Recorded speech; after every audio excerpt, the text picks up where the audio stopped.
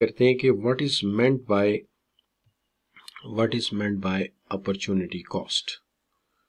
देखिए, जहां तक ताल्लुक है अपॉर्चुनिटी कॉस्ट का, अक्सर औकात होता यह है कि हम एक काम करने के लिए हमें कुछ चीज देनी पड़ती है, यानी वो आप यूं समझ लीजिए, आसान अल्फाज में कुछ पाने के लिए कुछ खोना पड़ता है, कुछ पाने के लिए कुछ खोना पड़ता है। यानी आसान अल्फाज में आप ये कह सकते हैं कि हमें कुछ गेन करना हो तो कुछ लूज करना पड़ता है। इसीलिए तो हम कहते हैं कि हम क्या लूज करके क्या हासिल कर रहे हैं, इसी कॉन्सेप्ट को हम जो है वो अपॉर्चुनिटी कॉस्ट कहते हैं। तो देखिए, दुनिया में इंसान जो है पहले खोता है फिर पाता है। ये दुनिया का असूल है, पहले आप खोते हैं फिर आप पाते हैं, यानी कुछ खो के कुछ पाया जाता है। फौरी तौर पे ये नहीं हो सकता कि हम गेन करना शुरू कर दें। तो इसका मतलब है कि आप पहले खोते हैं और फिर आप पाते हैं। लिहाजा आप लोग जो हैं वो गेन एंड लूज का मसला है। अच्छा, अब आप कहेंगे सर इसकी कोई मिसाल दे दे तो बात क्लियर आ जाती है। नहीं, पहले इसको आपको याद करना पड़ेगा कि loss of other alternative when one alternative is chosen. तुम एक अल्टरनेटिव लोगे तो बाकी अल्टरनेटिव तुम्हें छोड़ने पड़ेंगे। तुम एक अल्टरनेटिव चूज करोगे तो बाकी अल्टरनेटिव तुम्हें छोड़ने पड़ेंगे। क्या मतलब जी? सिंपल एग्जांपल ये कि फर्ज कर लीजिए कि आप जो है वो सीए इंटर कर लेते हैं और सीए इंटर करने के बाद आपको जो है ऑफर होती है एक जॉब, बल्कि आपको ऑफर 3 आती है, 1, 2, 3, 4। आप 4th ऑप्शन पिक करते हैं जो कि आपको मिली है केपीएमजी से, लेकिन आप पीडब्ल्यूसी फॉर्गूसन को छोड़ देते हैं, आप अर्नेस्ट एंड यंग को छोड़ देते हैं, आप डॉर्मेटरीज को छोड़ देते हैं, लेकिन आप चले जाते हैं केपीएमजी के पास। अब इस तरह आपने ये जो छोड़ी है अपॉर्चुनिटी, ये जो छोड़ी है, ये जो छोड़ी है, और इसके बदले में ये जो पिक की है, ये जो 3 आपने छोड़ दी है, ये है आपकी अपॉर्चुनिटी कॉस्ट। ये है आपकी अपॉर्चुनिटी कॉस्ट जब आपने इन 3 को छोड़ के इसे पिक कर लिया। ठीक होगी बात? तो इसका मतलब ये हुआ कि हम पहले कोई चीज छोड़ते हैं और फिर हम जो है वो दूसरी चीज को पिक करते हैं। तो जो चीज छोड़ी है हमारी अपॉर्चुनिटी कॉस्ट है। तो हम ये कहते हैं the loss of other alternative when one alternative is chosen. जब दूसरे अल्टरनेटिव आपने कुर्बान कर दिए, जब आपने एक अल्टरनेटिव पिक किया। अब ये बिल्कुल इस तरह से है कि जब मैं आपकी उम्र का था तो मुझे याद है कि मैं लेक्चर पढ़ा के आया, आपसे थोड़ा बड़ा हो गया हूँ, लेक्चर पढ़ा के घर आया तो घर वालों ने कहा जी तैयार हो जाओ। मैं क्यों जी तैयार हो जाओगे? जी आज तुम्हारी मंगनी है, तो आज तुम्हें जो है कोई अंगूठी पहनाने आएंगे लोग। तो मैं बहरहाल जो भी था तैयार त्यूर हुआ, तो उन्होंने मुझे रिंग पहना दिया।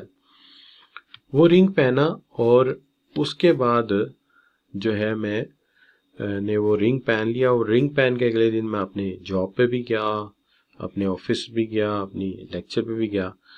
उसके बाद बच्चों मुझे कभी भी कोई देना। तो अगर ये बात आपको समझ आ गई कि when you pick one job and you must give up all other options, this is what we called, तो lose to pick one. Yes, बिल्कुल सही, लूज टू पिक वन, बिल्कुल सही। This is what we called the opportunity cost. लेकिन मसला ये कि paper में अक्सर सवाल जब आता है तो वो एग्जाम्पल्स भी मांगते हैं और कहते हैं कि इसको कुछ एजेंट्स के साथ रिलेट करो। यानी जो हमारे एजेंट्स हैं, 4 एजेंट्स हैं, उनमें से कम 2 या 3 के साथ रिलेट करो। तो ऐसी सूरत में हमें जो है वो एग्जाम्पल देनी पड़ती है। तो अब हम देखते हैं कि यहाँ एग्जाम्पल क्या दी जा सकती है। मैं आपको तीनों केसेस में एग्जाम्पल सामने रखता हूँ। जैसे एप्लीकेशन हाउस होल्ड सेटिस्फैक्शन के हवाले से सेटिस्फैक्शन देखिए कि एक कंज्यूमर बाय अ बर्गर, एक कंज्यूमर ने बर्गर खरीदा, फोरगो 400 रुपीज, एंड क्या हुआ जी, उसने अपॉर्चुनिटी कॉस्ट उसकी क्या है कि वो ये ना खरीदता तो वो एक बुक खरीद सकता था। तो when the consumer buy a burger they forgo 400 rupees, the opportunity cost is what could have been bought, जो कि खरीदा जा सकता था इन 400 रुपए में से, ये है उसकी अपॉर्चुनिटी कॉस्ट। ये 400 रुपए का बर्गर ले लिया, लेकिन 400 रुपए से बुक आ सकती थी, 400 रुपए से वेजिटेबल्स आ सकती थी, 400 रुपए से जो है वो कोई और चीज खरीदी जा सकती थी, जूस पिया जा सकता था, उसने वो कुर्बान कर दिया और बर्गर ले लिया। तो ये क्या है, ये उसकी अपॉर्चुनिटी कॉस्ट है। इसी तरह एक बिजनेस है और वो फर्ज कीजिए फार्म हाउस है, और उसने तय किया कि वो इस दफा चूज करता है to plant wheat. The opportunity cost is planting a wheat crop that are alternative use of resources, जैसे कि वो उसके ऊपर जो है कॉटन उगा सकता था, वो उसके ऊपर कोई और यूज कर सकता था, लेकिन उसने वीट उगा ली, तो इसका मतलब बाकी चीजों से छोड़ना पड़ेगी, बाकी चीजों से छोड़ना पड़ेगी। ठीक हो गई बात? अच्छा, अब इसके बाद जी अब्दुल मईस मैंने म्यूट कर दिया आपकी चैट को सबकी। अच्छा, उसके बाद मैंने पहली बात ये कही कि हाउस होल्ड जो है उसने बर्गर ले लिया, तो वो उस पैसों में जूस भी पी सकता था, वो इसके बदले बुक भी ले सकता था, लेकिन उसने 400 रुपए इस पे खर्च कर दिया। फार्म हाउस ने वीट उगा ली, वो इस लैंड रिसोर्स को किसी और काम भी ला सकता था, वो इसके ऊपर जो है वो बिल्डिंग बना सकता था, कुछ और काम कर सकता था, लेकिन उसने गंदुम उगा ली। इसी तरह गवर्नमेंट के पास पैसा है, तो गवर्नमेंट जो है वो चाहती तो मींस उसके पास दो ऑप्शंस थे कि इन पैसों से या तो वो एजुकेशन प्रोजेक्ट कर ले या वो हेल्थ प्रोजेक्ट कर ले। तो उसने अगर एजुकेशन कर लिया तो हेल्थ नहीं मिलेगी, और उसने हेल्थ कर ली तो फिर एजुकेशन वाला काम नहीं बनेगा। तो ये जो मुतबादिल है जो हमें नहीं मिलेगा या उसे छोड़ना पड़ेगा, this is what we call the opportunity cost. अब क्या सर ने एग्जांपल दी है?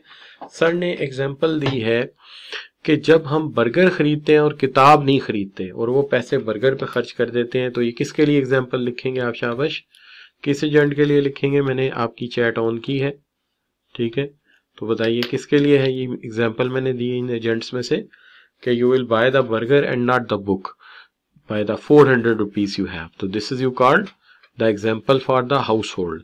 And similarly a farm house grow wheat and not cotton और कॉर्न, तो कॉर्न नहीं उगाई, वीट नहीं उगाई, कॉर्न नहीं उगाई, कॉटन नहीं उगाई, वीट उगा ली, तो ये फर्म के लिए एग्जांपल है। And government started metro bus service and not health और क्लीन वाटर स्कीम, तो इसको आप क्या कह सकते हैं? शाबाश, इसको आप क्या कह सकते हैं? तो ये गवर्नमेंट के लिए एग्जांपल हो गई। ठीक है जी, तो ये एग्जांपल्स आप दे सकते हैं। तो यहाँ पे आके ये हिस्सा जो था, ये कल की दो डेफिनेशन रह गई थी, ये हो गई।